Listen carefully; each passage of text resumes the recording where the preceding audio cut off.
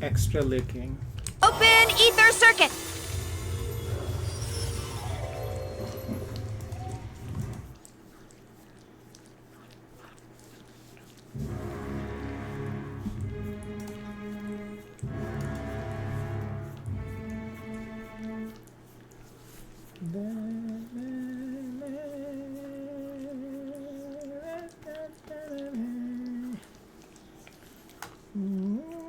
Extra lick.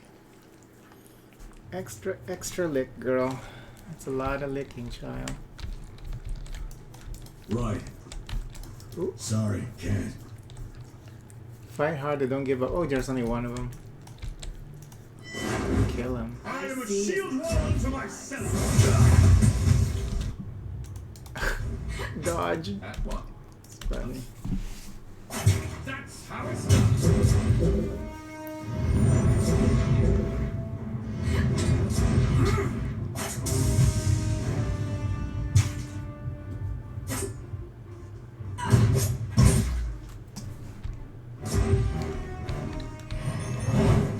He didn't follow his friends.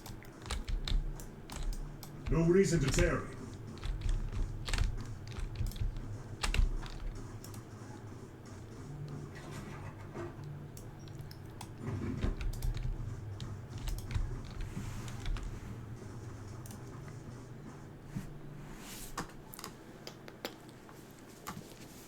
Let me see.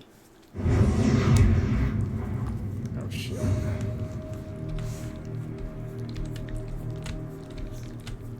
Tarkus. Ebb is here, Tarkus. Oh, great.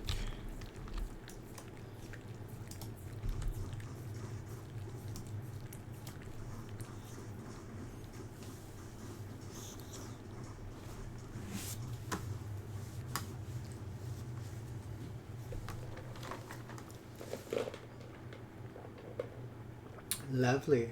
I was hoping they'd send the Queen Slayer. I've wanted nothing more than to claim your head, slay a queen, slay a captain, kill us, and more of us sprout out of the weeds. You can never put down our will to be free. This battle today is just the first of many to come, in uprisings all throughout the tiers. Before you stands Captain Tarkus Ari, de facto leader of the dwindling Vendrian Guard, short, sunburned, and agitated even when standing still. Her body is a compact sculpture of muscle and bone, and her face is short of symmetry thanks to scars and dents of a dozen brushes with death. Though your lives will certainly end here in Ascension Hall, she chortles, pointed upward to the ceiling, its stone arches somehow supporting the massive weight of the spire overhead. Consider yourself fortunate. Some of the finest rulers of Apex met death by duel in this hallowed hall. Truly, there's no finer place to settle an intractable feud. Sisters, brothers, Ari looks back to her cadre of soldiers with a solemn nod. It has been a privilege to lead, an honor to share in your final days. Taking a deep breath, she turns to you, waiting silently.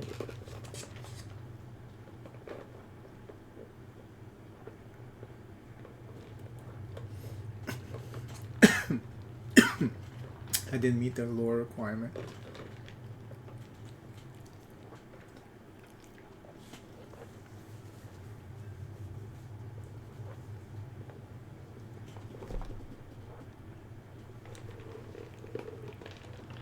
You had so many chances to surrender. I have orders to make this excruciating and slow. You underestimate our resolve, Fatebinder. The captain looks to her soldiers for a reassuring glance, but is met with nervous eyes and shuffling feet. A moment of silence is broken as one of the Oathbreakers dashes for the exit. Smart. Coward. Captain Ari stomps her boot with rage. No matter, one soldier will make no difference. Sisters, brothers, Ari looks back at the cadre soldier. Oh, again. What did you hope to gain from your rebellion? Nothing that we haven't already gained. Our pride, our dignity. These things you can never take from us, she smiles, her eyes distant for a moment. The Vendrian Guard could never stand against all of Kairos' forces. But we can teach others to resist. And maybe you'll run out of soldiers before we run out of stubbornness, but I doubt it. You already use Kairos as currency, speak the language. Military control is formality.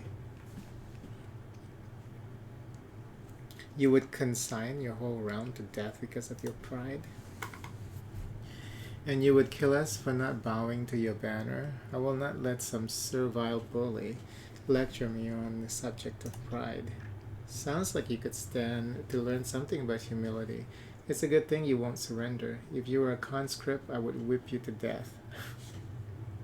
Seems your uprising amounted to nothing but dead kinsmen. And what did taking Vendrian's well cost you? How many disfavored corpses rest in the valley? How many choirmen fell to our blade? How goes the endless battle of the blade grave while you deal with us here? Blade grave?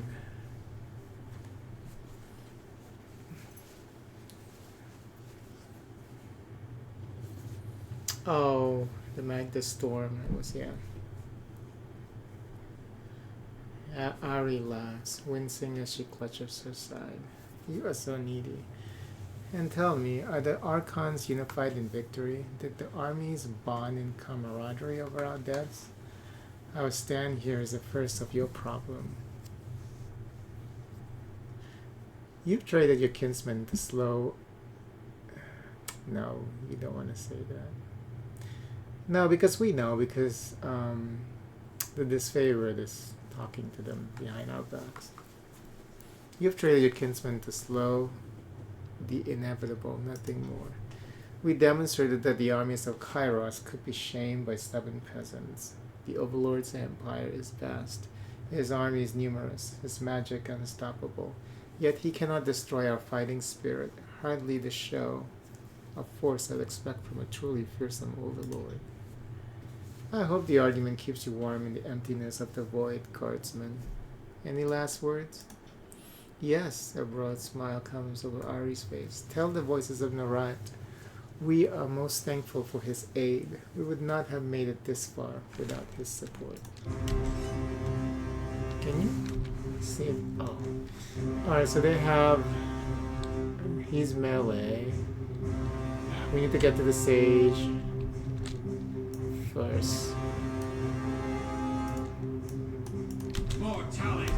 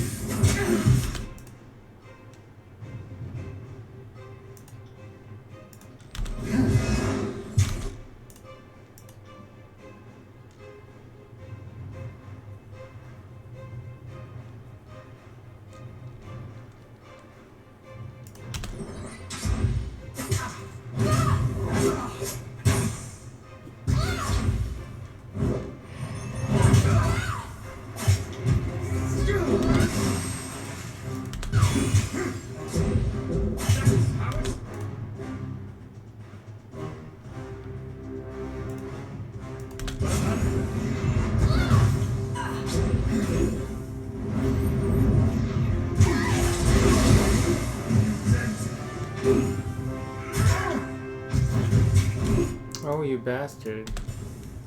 Why did it take so long for it to die?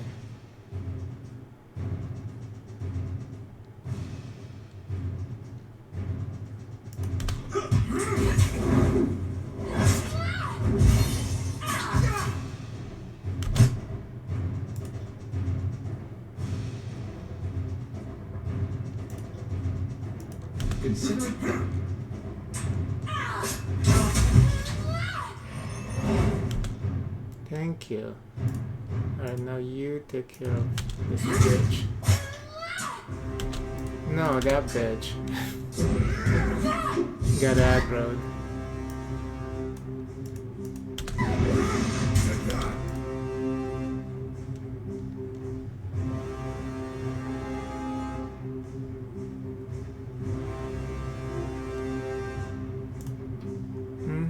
Nom nom.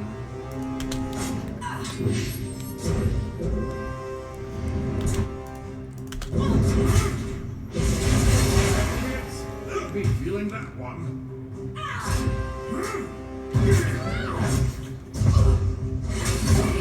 Whoa. Enjoy this as much as I do. Smashed to pieces.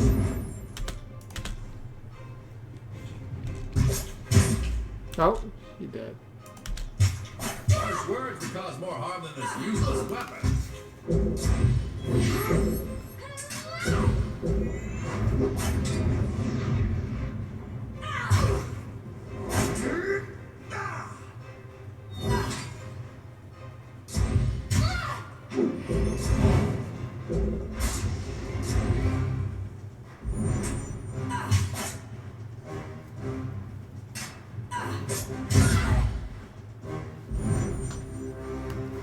Dead. Oh, so needy. Who says you can't teach an old dog new tricks? You worthless gnats. We may die, but others will follow our example. Mark my words, the captain coughs up blood. Crush them all. The fifth eye's battle cry falls flat as he surveys the room littered with Vengeance Guard bodies. Now that's how it's done, Fatebinder. I should be angry you denied me a scalp or two, but I ought to thank you for saving us the trouble. Betray the Alliance? No, it's fine. I don't mind them too much.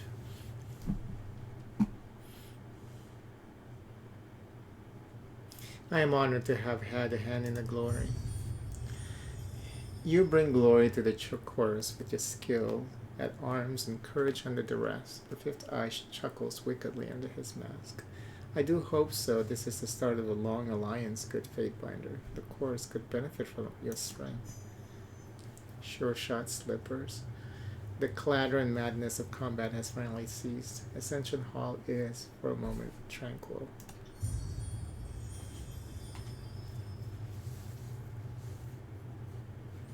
May pox take your children, Ari slumps to a crouch, her body trembling from injury and fatigue. With those words of defeat, the burning hum you heard in your head for days on end tapers off into nothing.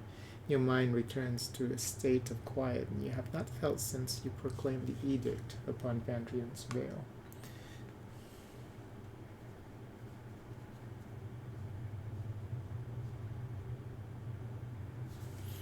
I lay claim to Ascension Hall. Let us be free of this edict. You feel a tug in your chest as a warm energy begins to form around you. Before you know it, you feel as if you're lighted in air.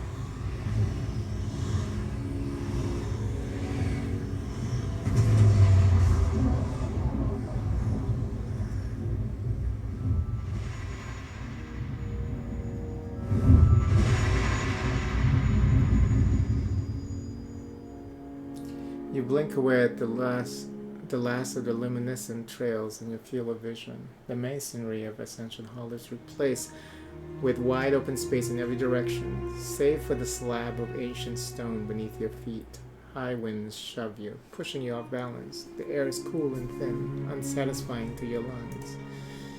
Is this? Lantry looks out to the horizon, wide-eyed with excitement. Yes, this must be the mountain spire. When was the last time Landry's eyes looked down over the ledge, dumbstruck by the vertical plunge? Landry backs away from the edge. I may need to retch.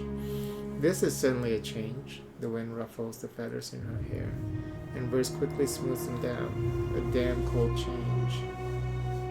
She peers over the edge. I think I could land on my feet. If I jumped. Not that it would matter for long. Kairos, be merciful. What now? Barrack spins around on his feet, looking about, trying to take in as much as he can through the narrow visor of his helmet. Everywhere you look, mountains rise up along a distant horizon. The rivers and forests below brings to mind maps of Ventrill's will. And you quickly trace the Matani, the Aranef, and all the numerous waterways in the region. Higher than you imagine it, this is indeed the pinnacle of the Spire Venrian's will. How did we get here, all the way up here? Ari stands to stand up, clutching his side. More importantly, how do we get down? The fifth eye aims a sharp glare at Ari. The Vendrian guard must be rounded up and conscripted. The disfavored must be run down. The edict is gone. I don't think we're dead. We all could feel the edict passing. No doubt the soldiers below are sensing it too, and the Archons as well.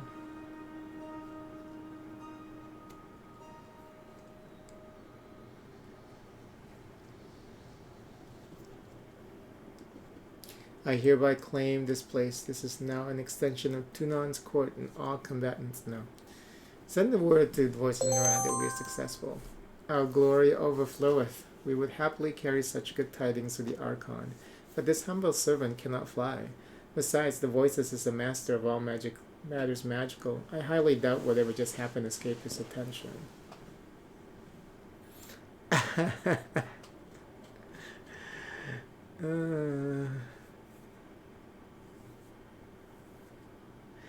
Point to Ari. We hand her a note. The parchment will survive the impact. I had my reservations about getting involved with you, Fatebinder, but this puts them all to rest. I couldn't be more pleased to stand at your side right now. What? Ari rears up. You bloodthirsty fuck.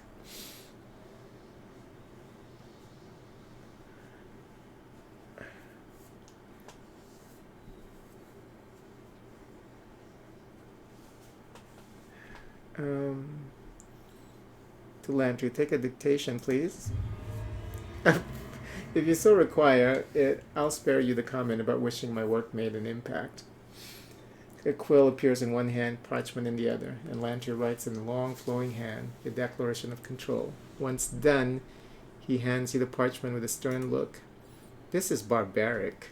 The Vendrian Guard have lost enough for one day. Tuck the note in Ari's gauntlet, push her off the edge. Oh.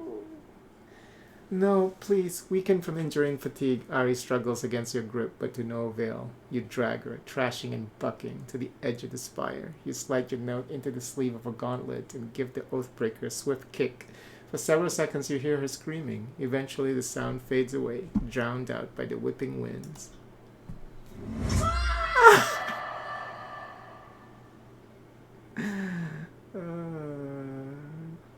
Oh, babies. You don't like that, babies?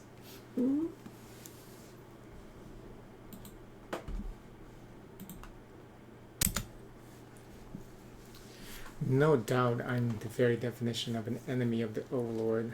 I didn't just resist. I lead others into resistance, so I know what's about to happen. But I know when I've met my match, and like most folk, I'll do whatever it takes to live. If you show me mercy, I will pledge my life to you, good Fatebinder. The Tidescar bows on one knee, lowering her gaze. I know I'm an Oathbreaker, so my word isn't what it used to be. But I promise if you spare me, I will serve you well.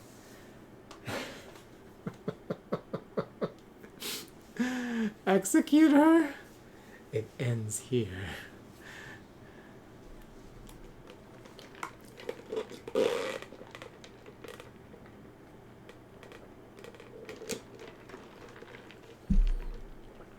If I let you live, I'll regret it, won't I? My fighting days are over. If you let me go, I'm gone. Gone from this battle. Gone from the tears. I'll never harm another servant of Kairos for the rest of my hermit life.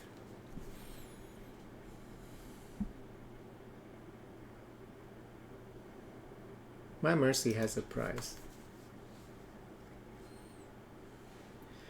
What will you stay your hand if not my service? Is it wealth you desire? I have plenty stashed throughout the tears. I can lead you to it. I want the knowledge from the tidecasters. If that is what you require, she locks eyes with yours, her face stern and cold. I will endeavor to train you. It may take time, but if I'm left alive and in good health, I will show you the secrets of the School of Tides. Your staff, I want it. It would be easier to give you my arm. She pulls her staff in close, clutching it with both hands. My staff would fall into an arcane slumber if separated from me. I would sooner snap it in half and destroy it by my own hand.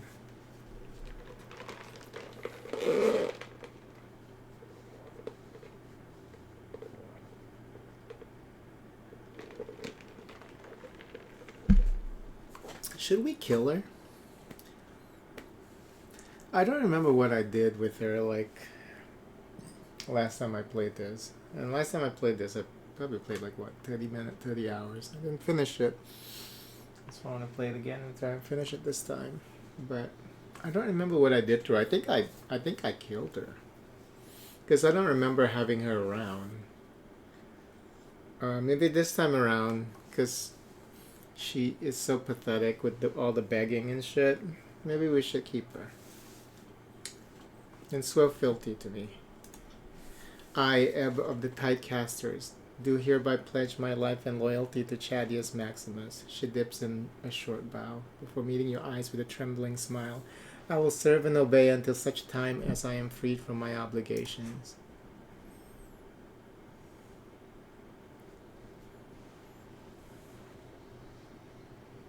Goodbye to you too. I'll tap homeward. See you there. I will return to our holdfast at once. No doubt this will prove interesting. At your service.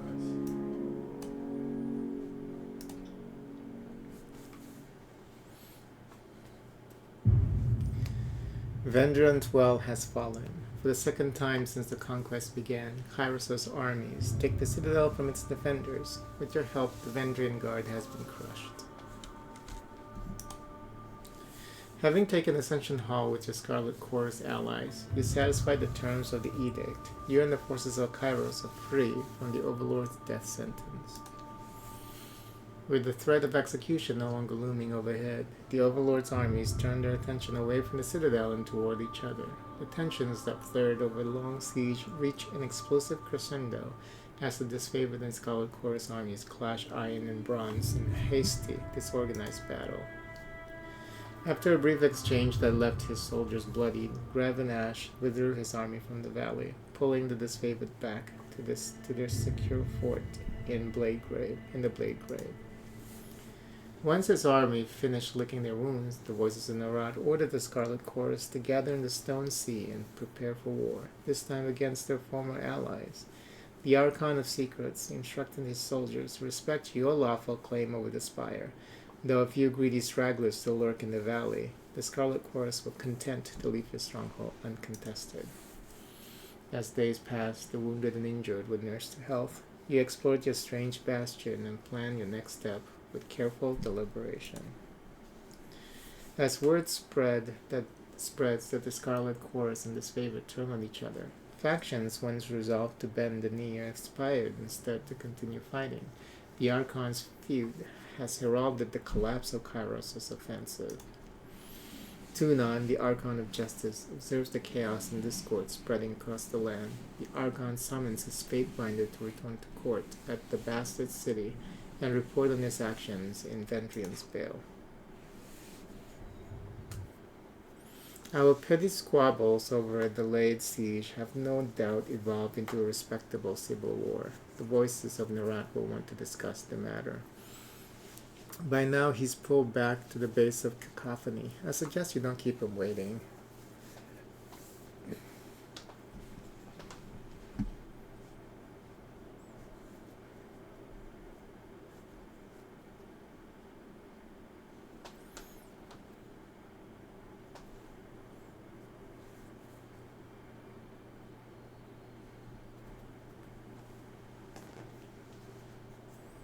I'll join you at the cacophony as soon as I speak with Tunon.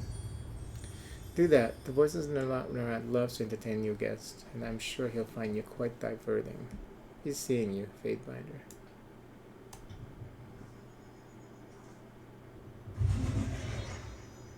Oh, the dizzying energy from the spire falters. Whatever force awoke the powers that reside here gutters and fades, though a faint hum persists in the sculpture at the center.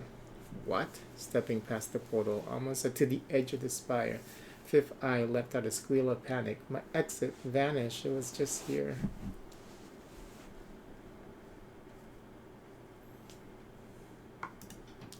The humming from the curious sculpture pulses and builds in volume as if to draw your attention.